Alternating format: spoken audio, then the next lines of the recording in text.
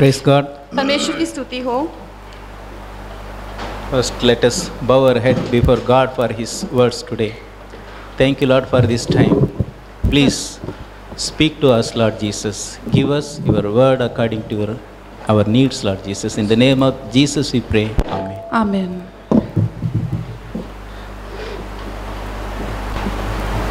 Ephesians chapter 1, इफिसियों का पहला अध्याय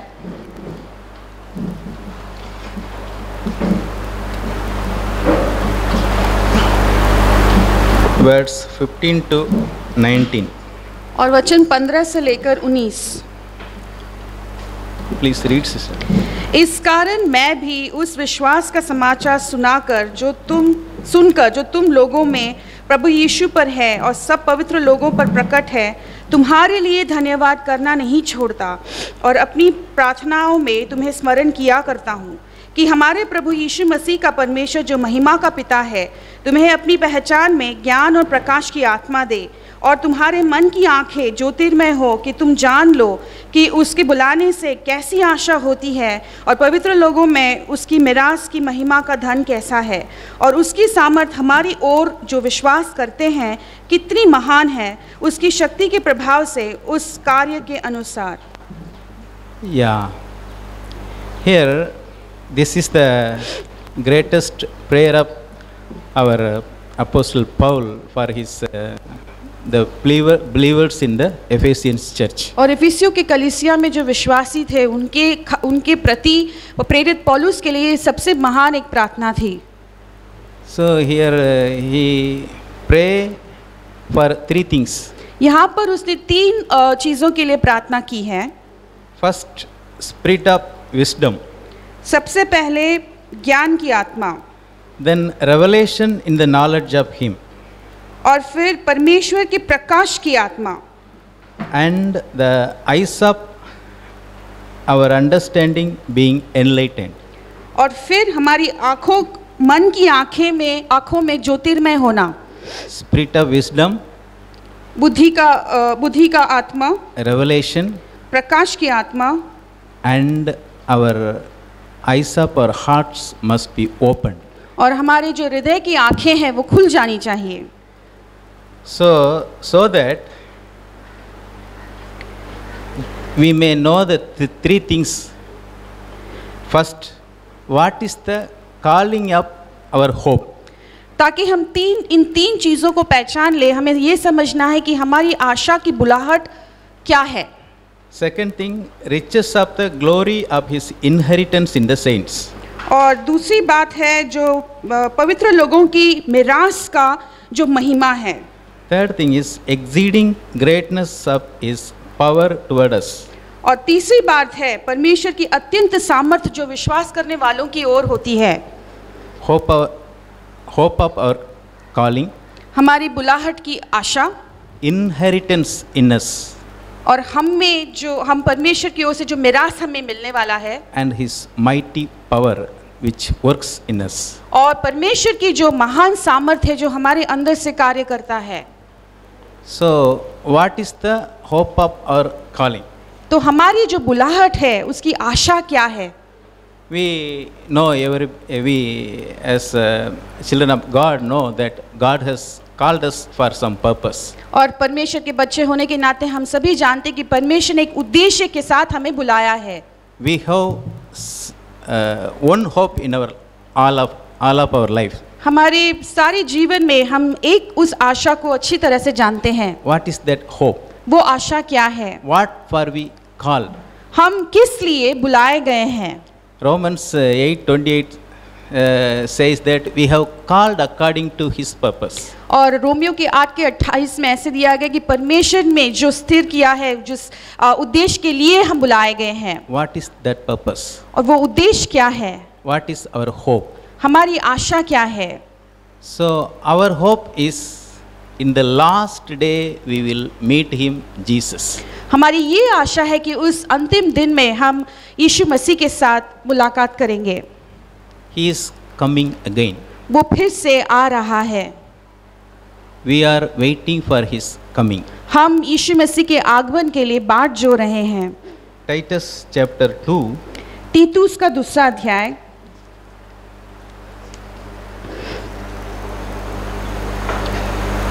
Titus chapter 2 verse 13. और उसमें वचन 13, Looking for the blessed hope and glorious appearing for our great God and Savior Jesus Christ. और उस धन्य आशा की अर्थात अपने महान परमेश्वर और उद्धारकर्ता यीशु मसीह की महिमा के प्रकट होने की बाट जोते रहते हैं। That is the great hope in our life. ये सबसे महान आशा हमारे जीवन में है। Till His coming, what shall we do? और परमेश्वर के आगमन तक हमें क्या करते रहना है? Whether we are waiting eagerly for coming of our Lord Jesus Christ, क्या हम उत्सुकता के साथ हमारे प्रभु यीशु मसीह के वापसी के लिए हम रुके हुए हैं? are we preparing for His coming? क्या हम उसके आगमन में उससे मिलने के लिए अभी क्या हम तैयार हो रहे हैं? Are we walking in the right path? जो सही मार्ग है हमारे सामने, क्या उस पर हम चल रहे हैं?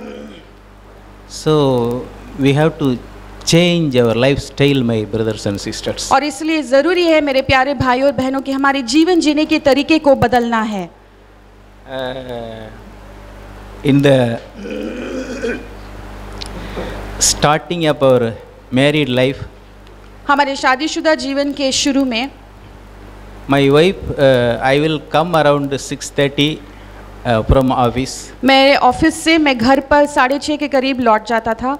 From 5:30, 1 hour earlier onwards, my wife is waiting on the gate.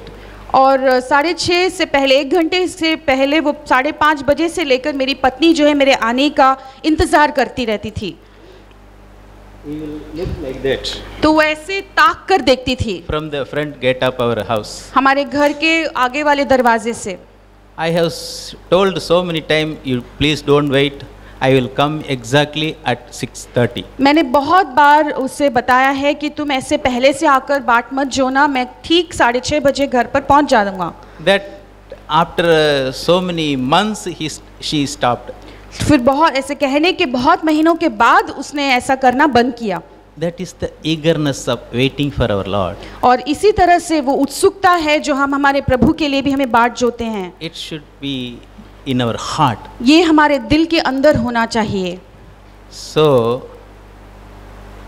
wisdom, spirit of wisdom. Spirit of wisdom. और बुद्धि ज्ञान की आत्मा।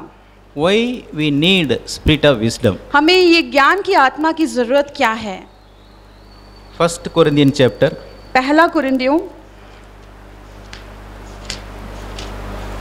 chapter 2, और उसमें दूसरा अध्याय verse 14. और उसमें वचन 14। But the natural man does not receive the things of the Spirit of God, for they are foolishness to him. Nor can he know them, because they are spiritually discerned. परंतु शारीरिक मनुष्य परमेश्वर की आत्मा की बातें ग्रहण नहीं करता, क्योंकि वे उसकी दृष्टि में मूर्खता की बातें हैं, और न वह उन्हें जान सकता है, क्योंकि उनकी जांच आत्मिक रीति से होती है। Holy Spirit or Spirit of wisdom is absolutely essential for our Christian life. और पवित्र आत्मा या वो ज्ञान की आत्मा हमारे मसीह जीवन के लिए अत्यंत आवश्यक है। We cannot understand what Spirit wants to tell us, or what the things Spirit give us. We cannot understand if we don't have the Holy Spirit. और यदि हमारे पास पवित्र आत्मा नहीं है, तो जो पवित्र आत्मा या परमेश्वर हमसे कहने की कोशिश कर रहे हैं या समझाने की कोशिश कर रहे हैं या बताने की कोशिश कर रहे हैं, उसे हम समझ नहीं पाएंगे। Because the words of or a language of Holy Spirit we can understand if we have Holy Spirit. तो पवित्र आत्मा की भाषा हम तभी समझ सकते हैं जब पवित्र आत्मा हम में वास करता है। We cannot understand the things of the Holy Spirit with our own mind or knowledge. और हमारे खुद के समझ के अनुसार या ज्ञान के अनुसार पवित्र आत्मा जो हमसे कहने की कोशिश करे उसे हम समझ नहीं पाते। God revealed all his plan through Holy Spirit. और परमेश्वर ने अपनी सारी योजना पवित्र आत्मा के जरिए से वो प्रकाश में लाता है। So Paul prays here to give the spirit of wisdom. और इसीलिए पौलुस यहाँ पर उस ज्ञान के आत्मा के लिए वो प्रार्थना करता है, Then revelation of Him. और परमेश्वर के प्रकाश के बारे में, How God reveals to us. किस तरह से परमेश्वर हमें दिखाता है या उसको जो प्रकाश में लाता है। God reveals Him through so many situations, so many things, but importantly through His words. परमेश्वर हमें बहुत सारे चीज़ों के ज़रिए से अपने आप के बारे में वो समझाता है, लेकिन अधिकतर अपने वचन के ज़रिए से वो अपने खुद के बारे में समझाता है। So to know God, what shall we do? तो इसीलिए हमें यदि परमेश्वर को समझना है तो हमें क्या करना है। Last week we meditate on prayer. गए हफ्ते में हमने प्रार्थना के ऊपर मनन किया था। Prayer is the communication between us and God. प्रार्थना वो एक चीज़ है जो हम में और परमेश्वर के बीच में बातचीत होती है या वार्तालाप होता It है। is conversation. ये परमेश्वर और हमारे बीच में होने वाली बातचीत है। Listening God and talk to God. परमेश्वर की ओर से परमेश्वर की बातें को सुनना और फिर परमेश्वर से बातें करना। Last week one more thing we see, listening more and talk to God less. और गए हफ्ते में हमने एक और एक बात सीखी है कि कैसे हमें परमेश्वर की ओर से बातों को अधिकतर सुनना है और कम बोलना है। So through prayer we can go to God and He reveals us. इसलिए प्रार्थना के जरिए से हम परमेश्वर के पास जा सकते हैं और फिर परमेश्वर कई एक बातों को हमें वो सिखाता है, समझाता है। Through His words He reveals us. उसके वचनों के जरिए से वो हमें सिखाता है। So I ask one question to myself. तो मैंने अपने आप से एक प्रश्न पूछा, In 24 hours, how many hours or how many minutes you spend reading Bible? तो 24 घंटों में कितने घंटे या कितने मिनट ऐसे हैं जो मुझे परमेश्वर के वचन को पढ़ने में लगाना है। In my life, Bible reading is very less. मेरे जीवन में बाइबल या पवित्र शास्त्र पढ़ना बहुत कम हुआ है। I feel shame to tell this. मुझे बहुत शर्मिंदा होती है इस बात को बताने में। So God revealed that. इस बात को परमेश्वर ने मुझे दिखाया। Spend more time in His words. और अधिकतर समय परमेश्वर के वचन को पढ़ने में मुझे बिताना है। Suppose some young person received a love letter from his girlfriend. मान लीजिए किसी एक नौजवान व्यक्ति को अपनी गर्लफ्रेंड की ओर से एक प्रेम पत्र मिला है। Letter is small. वो खत बहुत छोटा है, How many times he read that letter? लेकिन फिर वो जो खत को कितनी बार लगातार पढ़ते रहता है। I did the same thing. मैंने भी ऐसे किया है। When my wife was in Bombay, I was in Tamil Nadu. जब मेरी पत्नी मुंबई में थी, मैं तमिलनाडु में था। That time phone and cell were very rare. उन दिनों में फ़ोन अधिकतर इस्तेमाल नहीं होते थे, Only letters. सिर्फ खत के ज़रिए से बातचीत होता था। I file all the letters of my wife, some file. और मेरी पत्नी ने भेजे हुए सारे खत को मैं एक फाइल में रख देता था। Whenever time gets, I will read that letter. और जब कभी भी मुझे समय मिलता मैं उस खत को पढ़ता था। There is no important message. वहाँ पे कुछ खास ऐसा कोई संदेश तो नहीं होता था, But that letter is from my loved one. लेकिन वो जो पत्र है, खत मेरी प्रिय से आई है। Like that, my dear brothers and sisters. उसी तरह से मेरे प्यारे भाई और This बहनों, is love letter of a loving father. और ये जो पवित्र शास्त्र है हमारे स्वर्गीय पिता की ओर से एक प्रेम पत्र हमारे लिए है। It is written to his beloved children. और ये उसके प्रिय बच्चों के लिए उसने लिखा है। If we realize that, we will always read the Bible. यदि इस बात का एहसास हो जाएगा तब हमेशा हम परमेश्वर के वचन को हम पढ़ेंगे। Psalms chapter 1 verse 2. और भजन संगीता उसका पहला अध्याय और उसमें वचन दूसरा। Read, sister. परंतु वह तो यहोवा की व्यवस्था से प्रसन्न रहता और उसकी व्यवस्था पर रात दिन ध्यान करते रहता है। His delight is in the law of the Lord, and in His law he meditates day and night. Why he is meditate on His words day and night? वो इन वचनों पर रात दिन क्यों मनन करता है? He was delighted in His word. क्योंकि उसको उन वचन से उसको खुशी मिलती है। If he really known the love of God, यदि हमें सचमुच में परमेश्वर के प्रेम को हमने जान लिया है, we can do this, my dear brothers and sisters. तो हम भी इसी तरह से कर सकते हैं प्यारे भाई और बहनों। Then what is the inheritance? तब हमारे लिए मिरास क्या है? Inheritance means, suppose my daddy has so many crores of rupees. मिरास या विरासत का मतलब ये है कि मान लीजिए मेरे पिताजी के पास इतने सारे अरबों करोड़ों रुपए हैं, It will automatically come to me. तो वो ऑटोमेटिकली सारा उनका धन दौलत मुझे मिल जाएगा। That is the inheritance. ये इसी को विरासत या मिरास कहते It हैं। is kept safely, ये सुरक्षित रखा गया है automatically transferred to me. और वो ऑटोमेटिकली मेरी ओर वो हो जाता है। As God has inheritance in us. और इसी तरह से हम में भी परमेश्वर का मिरास है या विरासत है। We are His inheritance. हम जो है परमेश्वर के वारिस हैं। We are our treasure. हम Treasure. परमेश्वर के लिए वो धन हैं। Yes, my dear brothers and sisters, that we have to realize that. इस चीज को हमें समझ लेना जरूरी है।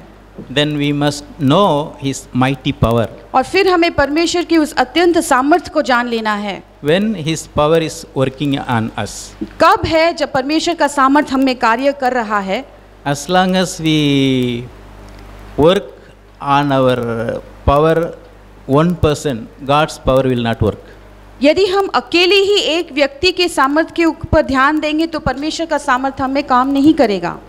When we become zero, जब हम शून्य हो जाते हैं, when we come to a stage, Lord, I can't do that. जब हम ऐसे एक स्थिति में आ जाते हैं कि कहने के लिए कि हे परमेश्वर मुझसे अब ये नहीं होगा, The point at which we can pray like that, it is impossible for me, Lord.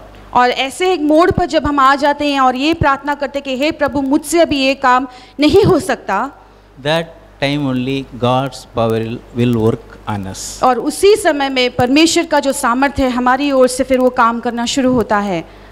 Isaiah chapter 40 verse 29 says, God gives strength to weak.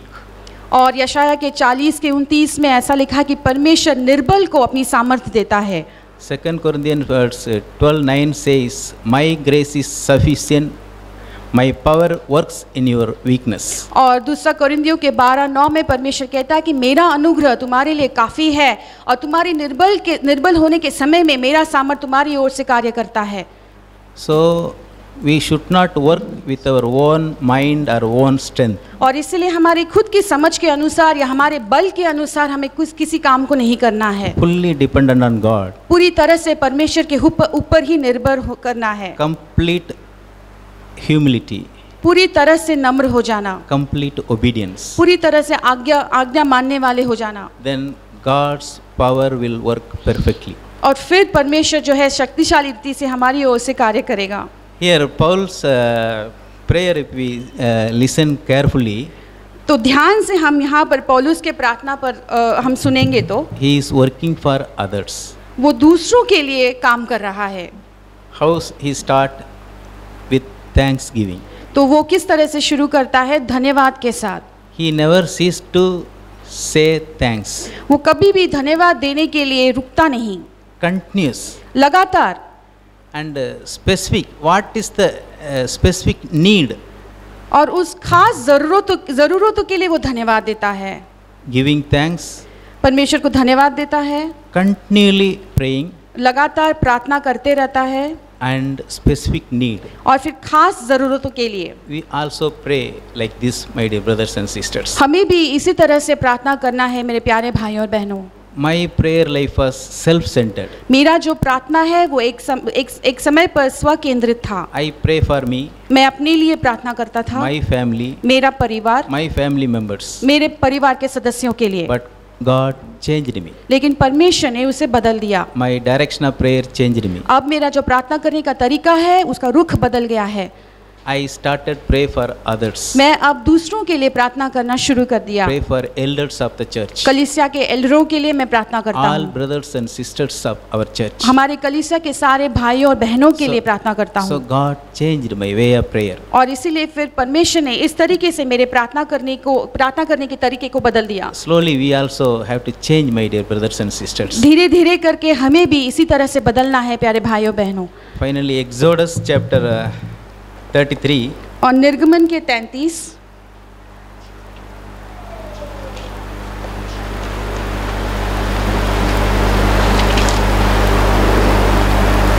verse 13.